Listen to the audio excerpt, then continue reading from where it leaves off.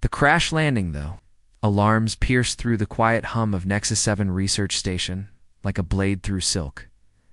Dr. Myra Voss dropped her coffee mug, the ceramic shattering across the laboratory floor as she rushed toward the emergency bay.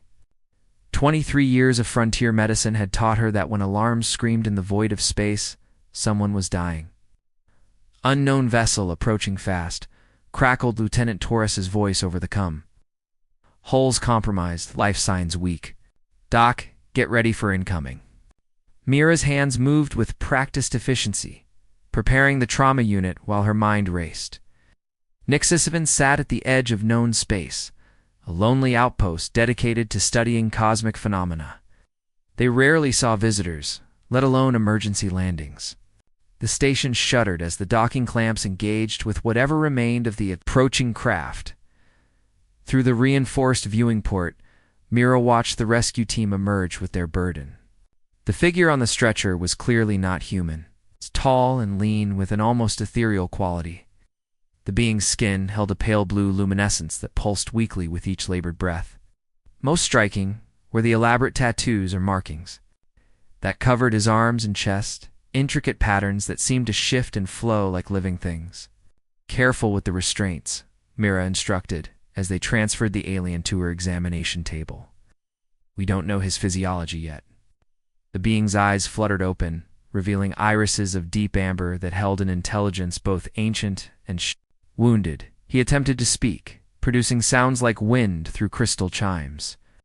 The universal translator took several moments to process the unfamiliar language.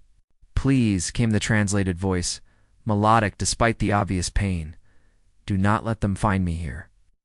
Mira leaned closer, her scanner revealing fascinating data about his biology. His cellular structure was remarkably complex, with what appeared to be additional organelles she had never seen before. More intriguingly, her instruments detected unusual energy readings emanating from his body. "Who are you?" she asked gently, while beginning to treat the most severe wounds. "What happened to your ship?" "I am Prince Kalen Thorn of the Zephyrian." "Empire," he whispered, then added with bitter irony, "though that title has been stripped from me. I am now nothing more than a fugitive." As Myra worked to stabilize her patient, she noticed something extraordinary. Wherever her hands touched his skin, his wounds began healing at an accelerated rate. It's not just normal healing, but as if time itself was reversing the damage. She pulled back in shock, staring at her own hands. "Do not fear it," Kalen said weakly. Having noticed her reaction, "It is the curse that cost me everything. My people call it the forbidden touch." Over the following hours, as Kalen drifted in and out of consciousness, Mira found herself fascinated by his unique biology. His body seemed to exist in harmony with energies she could barely comprehend. When she accidentally cut herself on a medical instrument, Kalen instinctively reached out. The moment his fingers brushed her wound, it sealed completely, leaving only unblemished skin. "Your people exiled you for this?" Mira asked in disbelief. "This is a miracle, not a curse." Kellen's amber eyes filled with ancient sadness. "The Zephyrian Empire values purity of bloodline above all else. They believe my abilities corrupt the natural order.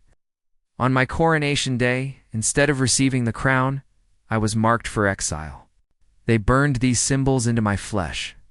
He gestured to the flowing patterns on his skin to ensure I could never return home. Lieutenant Torres appeared in the doorway, his expression tense. "Doc, we've got 3 unknown ships approaching. They're not responding to hails, but they're definitely not friendly. Captain wants to know if your patient is stable enough to move." Kalen struggled to sit up, fear flashing across his features. "The purifiers. They have come to finish what the exile began. Dr. Voss, you must understand. My people will not hesitate to destroy this entire station to eliminate me. I will not let innocent lives be lost for my sake." But Mira was already shaking her head, a fierce determination settling over her features. She had spent her career healing the broken and defending the defenseless. This prince, who had been cast out for possessing the very gift that could save countless lives, represented everything she stood for as a physician. "Oh." "No one dies on my watch," she said firmly. "Torres, tell the captain We're staying put. This is a medical facility, and my patient isn't going anywhere." As the station's defense systems came online and the first energy blasts began lighting up the void around them, Mira realized that her quiet life of research and routine was about to change forever. The wounded prince on her examination table was about to teach her that sometimes the most dangerous thing in the universe was not the ability to destroy, but the power to heal. The battle for Nexus 7 was about to begin, and Dr. Myra Voss found herself standing between an exiled prince and those who would see him destroyed. Secrets unveiled, the lights flickered as another energy blast struck Nexus 7's outer hull. Prince Kalon struggled against the medical restraints, his amber eyes wide with panic as the station shuddered around them. "You do not understand what you have brought upon yourselves," he said urgently to Dr. Voss. "The purifiers are not mere soldiers. They are fanatics who believe any deviation from Zephyrian purity must be cleansed from existence." Mira continued her examination, her scanner revealing more mysteries about Kellen's physiology with each passing moment. "Tell me about these abilities of yours. I need to understand what we're dealing with." Kalen hesitated, then slowly extended his hand toward a withered plant sitting on her desk. The moment his fingers came close to the dying leaves, they began to unfurl and regain their vibrant green color. But the effort left him visibly drained. "My grandmother possessed the same gift," he began, his voice carrying the weight of generations. "She could heal any wound, cure any disease, even bring the recently dead back to life. But the Council of Purity declared her abilities an abomination. They executed her when I was just a child." As the station's intercom crackled to life, "All hands to battle stations. Enemy vessels are closing fast. Repeat, this is not a drill." "I inherited her power, but I was smarter about hiding it," Kalen continued, ignoring the chaos around them. "For 25 years, I watched my people suffer from plagues and injuries I could easily heal, all while pretending to be a normal Zephyrian prince. But on my coronation day, when a child was dying in the crowd, I could not stand by and watch." Found herself drawn into his story despite the danger surrounding them. "What happened?" "He healed the child in full view of thousands of witnesses. The crowd called it a miracle, but the council saw only corruption. Within hours, I was arrested, branded with these marks of exile, and cast out into space with barely enough supplies to survive." A massive explosion rocked the station, and emergency lighting bathed the medical bay in an eerie red glow. Through the viewport mirror could see sleek Zephyrian warships unleashing devastating weapons against Nexus 7's shields. "Dr. Voss," came Captain Morrison's voice over the comm. "We need you in the main corridor. Multiple casualties incoming." Mira looked between the intercom and her patient, torn between her duty to the crew and her obligation to protect Kalen. "The prince made the decision for her. Go," he said, attempting to rise from the examination table. "I will not hide while others suffer for my presence." "You're in no condition to move," Mira protested. But Kalen was already standing, his exotic markings beginning to glow with a soft blue light. "My condition is irrelevant when lives hang in the balance," he replied. Moving toward the door with surprising steadiness, they emerged into chaos. The corridor was filled with smoke and debris, and several crew members lay injured from the latest barrage. Mira immediately began triage. There were too many wounded and not enough medical supplies. Without hesitation, Kalen knelt beside the most critically injured, a young engineer whose chest had been crushed by falling debris. He placed his hands on the woman's broken ribs, and Mira watched in amazement as the bones began to knit themselves back together. "Impossible," whispered Chief Engineer Valdez, who had been preparing to say goodbye to his colleague. The damage was fatal. But Kalen was already moving to the next victim, then the next. With each healing, his markings glowed brighter, but his face grew paler with exhaustion. Mira realized that while his abilities were extraordinary, they came at a tremendous personal cost. "You're killing yourself," she said, catching his arm as he swayed dangerously. "Better that than watching them die when I have the power to save them." Kalan replied, his voice growing weaker. Lieutenant Torres approached cautiously, his weapon lowered but still ready. Ma'am, the captain wants to know what we're dealing with here. The crew is talking, and frankly, they're scared. Before Mira could respond, another voice cut through the tension. It was Chief Medical Officer Reynolds, her supervisor and longtime friend. Mira, what have you done? Reynolds demanded, staring at Kalen with a mixture of fear and fascination. Command is reporting that our guest is some kind of Zephyrian, royal with dangerous abilities. You want him contained immediately. He just saved 6 lives, Mira shot back. Whatever his people think of him, his abilities are a gift, not a curse. The debate was interrupted by another massive impact. Through the damaged hull plating, they could hear the ominous sound of boarding pods attaching to the station's exterior.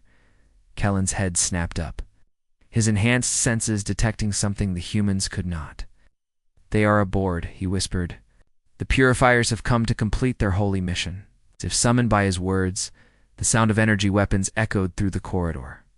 The final confrontation was about to begin. And Dr. Mira Voss realized that everything she thought she knew about right and wrong was about to be tested in the crucible of war. Part 3. The Pursuit. Begins. The first purifier rounded the corner like death incarnate.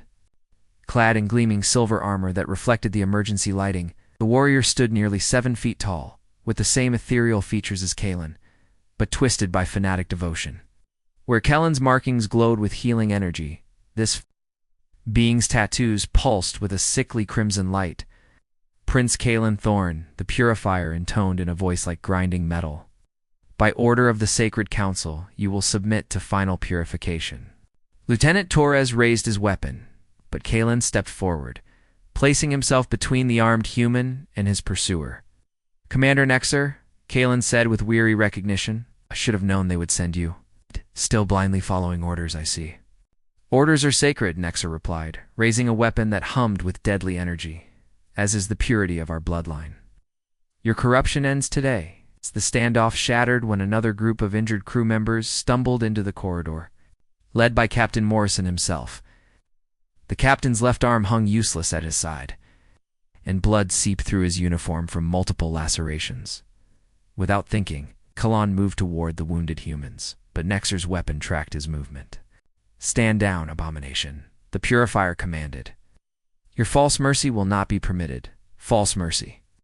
Dr. Voss stepped forward, her medical training overriding her fear. He saved my crew. He's done nothing but help since he arrived. Nexer's alien features twisted with disgust. Humans so primitive, so easily deceived. You cannot see the spiritual contamination spreading through your station like a virus.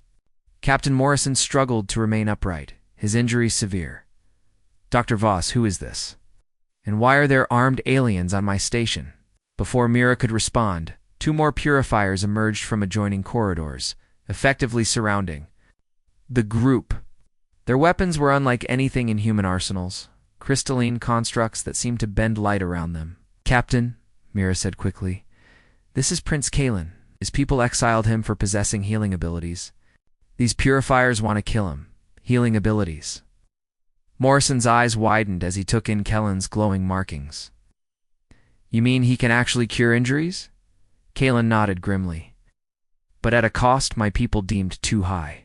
They believe my power disrupts the natural order of death and rebirth. Commander Nexer raised his weapon higher. Enough philosophy. The corruption ends now. What happened next defied human understanding of physics. As Nexer fired his weapon, Chief Engineer Valdez threw himself in front of Kalen, taking the energy blast full in the chest. The beam should have killed him instantly, but the moment it struck, Kellen's markings blazed with blinding light. The healing prince caught Valdez as he fell. Mira watched in awe as the fatal wound began closing before the injured man even hit the ground. But the effort left Kalen gasping, his exotic skin growing dangerously pale. Impossible, Nexer breathed. No healing should work against purifier weapons. They are specifically designed to prevent regeneration. Your weapons were designed to kill normal Zephyrians, Kalen replied, struggling to his feet. But I am not normal, am I? That is why you fear me so much. The standoff resumed, but now the dynamic had changed. The human crew had witnessed Kalen literally bring someone back from the brink of death, Lieutenant Torres lowered his weapon and stepped beside the alien prince. "I don't care what your people think," Torres declared. "Anyone who saves Chief Valdez is good enough for me." One. The other crew members began moving to stand with Kalen. Even Captain Morrison, despite his injuries, managed to position himself between the prince and his pursuers. Commander Nexer's crimson markings pulsed with rage. "You would side with an abomination against the Sacred Order? We side with someone who heals instead of destroys," Dr. Voss replied firmly. "Maybe your Sacred Order got it wrong." The insult struck Nexer like a physical blow. His weapon began charging for a devastating attack that would likely kill everyone in the corridor. But as the energy built to lethal levels, alarms began blaring. Throughout the station, Nexer smiled coldly. "The other purifier teams have been busy. Your station is dying. Humans. Soon you will join the abomination in oblivion." But Captain Morrison was... Alliance of Outcasts, the battle for Nexus 7 raged through the station's corridors like a living nightmare. Purifier death squads moved with methodical precision, their crystalline weapons cutting through bulkheads and human defenders alike. But they had not counted on the alliance forming between the exiled Prince and the station's desperate crew. In the main engineering section, Chief Valdez worked frantically to restore power, while Prince Kalen moved among the wounded like an angel of mercy. Each touch of his hands brought dying crew members back from the brink, but Mira could see the toll it was taking. His ethereal blue skin had grown almost translucent, and his breathing came in labored gasps. "You need to pace yourself," she warned, checking his vital signs with her scanner. "Your cellular structure is showing signs of severe depletion." "My people are dying," Kalen replied weakly, moving to another injured engineer. "I cannot rest while I have the power to save them." Captain Morrison coordinated the defense from a makeshift command center, his own wounds freshly healed by the alien prince. "Parker, report from Section 7. "Heavy casualties, sir," came the security chief's voice through static. "The purifiers have some kind of weapon that disrupts our shielding. We're falling back to emergency positions." Through the chaos, Dr. Voss noticed something remarkable happening. The crew members that Kalen had healed were not just recovering. They were fighting with renewed vigor and coordination that seemed almost supernatural. It was as if his healing touch had awakened something dormant in their genetic makeup. Lieutenant Torres demonstrated this phenomenon when 3 purifiers cornered him in the hydroponics bay. Instead of being overwhelmed, he seemed to anticipate their movements, dodging energy blasts with impossible precision and returning fire with devastating accuracy. Dr. Torres called over his "Come, I don't know what the prince did to me, but I can see their attack patterns before they make them. It's like I can read their intentions." Similar reports came from across the station. Engineer Martinez found himself able to repair damaged systems with intuitive understanding of alien technology. Communications Officer Chen began intercepting and decoding purifier battle frequencies without any knowledge of their language. "What did you do to them?" Amira asked Kalen, as they took shelter in a damaged corridor. The prince looked at his hands with wonder and growing understanding. "I think I gave them something my people tried to breed out of themselves centuries ago. The ability to adapt, to evolve, to become more than what they were born as." Commander Nexer's voice echoed through the station's intercom system. "Having overridden their communications? Humans of Nexus 7, you harbor a creature of corruption who spreads genetic contamination with every breath. Surrender him now, and we will grant you swift deaths." Captain Morrison grabbed a functioning comm unit. "This is Captain Morrison. You want our guest? Come and take him. But know that every human on this station stands between you and him." Response was immediate and overwhelming. Purifier assault teams began converging on their position from all directions, their weapons charging for a final devastating attack. "Captain," Chief Parker's voice crackled through damaged speakers, "they're massing for a coordinated strike. We can't hold them all." It was then that Kalen made his decision. Rising to his feet despite his obvious exhaustion, he placed his hands against the station's main power conduit. His markings blazed with light brighter than ever before as he channeled his life force into the station itself. "What are you doing?" Mira demanded, watching her scanner spike with readings that should have been impossible. "Giving us a chance," Kalen replied through gritted teeth. My abilities do not merely heal living beings. I can restore anything to its optimal state. Throughout Nexus 7, damaged systems began repairing themselves. Shattered hull plating reformed, severed power lines reconnected. Purpose: impossible. Nexer's voice carried a note of fear for the first time. Mechanical systems cannot be healed. They have no life force to restore. That is where your people are wrong, Kalen said, his voice growing stronger as the station's power flowed through him. Everything in the universe contains the spark of creation. I merely help it remember what it was meant to be. The tide of battle turned dramatically. Enhanced human defenders, fighting alongside a station that seemed to actively assist their efforts, began pushing back the Purifier forces. Bulkheads sealed at opportune moments to trap enemies. Artificial gravity shifted to disorient attackers. And security systems that had never existed before began tracking and targeting hostile forces. But victory came at a price. Purifier fell, and their ships retreated into the void. Prince Kalen collapsed, his life force nearly spent from the monumental effort of healing an entire space station. Dr. Myra Voss knelt beside him, her enhanced abilities allowing her to sense the profound changes occurring in his cellular structure. He was dying, but somehow she knew exactly what to do to save him. For the first time in her life, her hands began to glow with the same healing light that had marked the exiled prince as different from his people. Part 5. New Horizons. The soft hum of Nexus 7's perfectly functioning systems provided a peaceful backdrop as Dr. Mira Voss completed her final medical log entry. 3 months had passed since the Purifier attack. The station had become something unprecedented in human space exploration, a sanctuary for outcasts and refugees from across the galaxy. Prince Kalen stood before the main viewport in the observation deck, his appearance transformed by his ordeal. His markings now glowed with a steady, warm light, and his once pale features held a vitality that spoke of newfound purpose. Beside him, Mira examined her own hands, still amazed by the healing abilities that had awakened within her during their desperate battle. The Zephyrian High Council has issued an official statement, Captain Morrison announced as he joined them, reading from a datapad. They claim Prince Kalen died in his exile and warn all species against harboring corrupted individuals with healing abilities.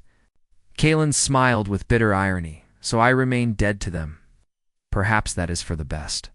Their loss is our gain, Morrison replied. The Federation Council has officially designated Nexus 7 as a diplomatic station. We've received requests for asylum from beings across 3 sectors, all of them possessing abilities their own people fear or reject. Through the viewport, they could see the fruits of this new policy.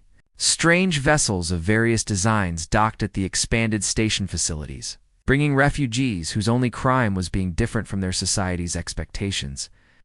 There was Jorek, a crystalline being whose people exiled him for refusing to fragment into multiple consciousness, and Vera, a shapeshifter whose species demanded conformity to a single form. Dr. Chin's latest report is fascinating, Myra said, pulling up her colleague's research on her tablet. It seems that proximity to you, Kalen, has awakened latent evolutionary potential in nearly 30% of the human crew. We're seeing enhanced reflexes, improved pattern recognition, even limited precognitive abilities. And the others do not fear this, Kalen asked, remembering his own people's reaction to genetic deviation. Lieutenant Torres chose that moment to enter the observation deck, moving with the fluid grace that had become common among the enhanced crew members. Fear it, Doc? Half the crew is volunteering for extended shifts just to spend more time around you. Engineer Martinez figured out how to modify the Purifier. Weapons into medical scanners, and she's never even studied alien technology before. What Torres didn't mention, but everyone had noticed, was the subtle changes in human social dynamics. Conflicts that had simmered for months resolved themselves through newfound empathy and understanding. Crew efficiency had improved by 40%, and there hadn't been a single disciplinary issue since the attack. Captain, came Communications Officer Chen's voice over the intercom. We're receiving a priority message from Earth Command. Morrison activated the main display, and the familiar face of Admiral Rodriguez appeared, her expression unreadable. Captain Morrison, we've received some interesting reports about your station's activities. The Federation Science Council wants to dispatch a research team to study what you're calling adaptive enhancement phenomena. With respect. Admiral Morrison replied carefully, we're not treating our crew as test subjects. Prince Kalen and the other refugees have found sanctuary here. We intend to honor that. Rodriguez's stern expression softened slightly. Captain, I'm not sending scientists to dissect anyone. I'm sending them to learn. Humanity has stumbled. On to the next stage of evolution. We need to understand it. In the weeks that followed, Nexus 7 became a beacon of hope for the unwanted and feared throughout the galaxy. Dr. Voss established the first interspecies medical program, teaching human doctors to work alongside alien healers whose abilities complemented rather than replaced traditional medicine. You know, Mira said one evening, as they worked together in the expanded medical facilities, your grandmother would be proud of what you've accomplished. Kalen paused in his examination,